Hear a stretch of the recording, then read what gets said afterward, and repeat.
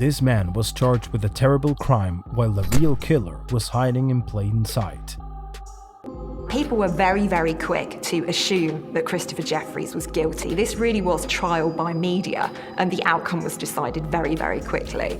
And this guy had his reputation absolutely ruined, literally overnight. People had decided that this was what a murderer looked like. Young Joanna Yates' body was found by two people after 8 days of intense searching, with a total of 43 wounds and signs of strangulation. There were no clear suspects, but the case was so high profile in the media that the public wanted concrete and immediate answers. I knew that I was innocent. Nobody else knew that I was innocent, but nevertheless I was required to go through these very protracted series of interviews during the course of 3 days. In the shadows lurked the figure of Vincent Tabak, a Dutch citizen who was Joanna's neighbor in Bristol. He had been the ruthless killer, but his account didn't arouse any suspicion. He was physically quite tall and imposing, but in manner comparatively gentle and fairly deferential. However, one wrong move ended up condemning him.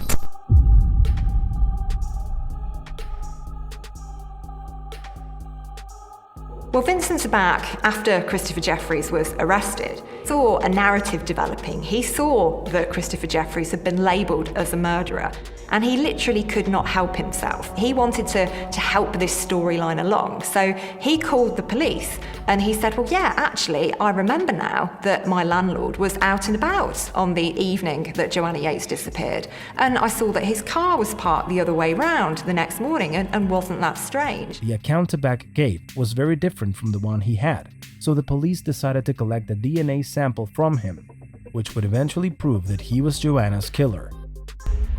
Vincent Tabak's DNA was found on Joanna Yates' body, and traces of her blood were found in his car. So this is very, very compelling evidence.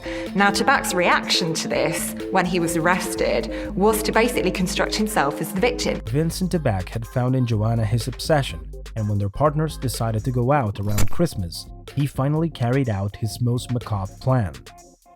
Most people, when they commit murder, are absolutely horrified by what they've done. They are not able to function normally whatsoever. But Vincent Tabak is just something altogether different. Behind all that good-natured facade, the Dutchman hid a dark lie full of perversions. A great interest in escort agencies, in pornographic websites, some of them involving the abduction, torture of women, and indeed some of the others involving the abuse of children. Tabak gained Joanna's trust, broke into her flat, and upon realizing that her intentions weren't the same as his own, he decided to end her life.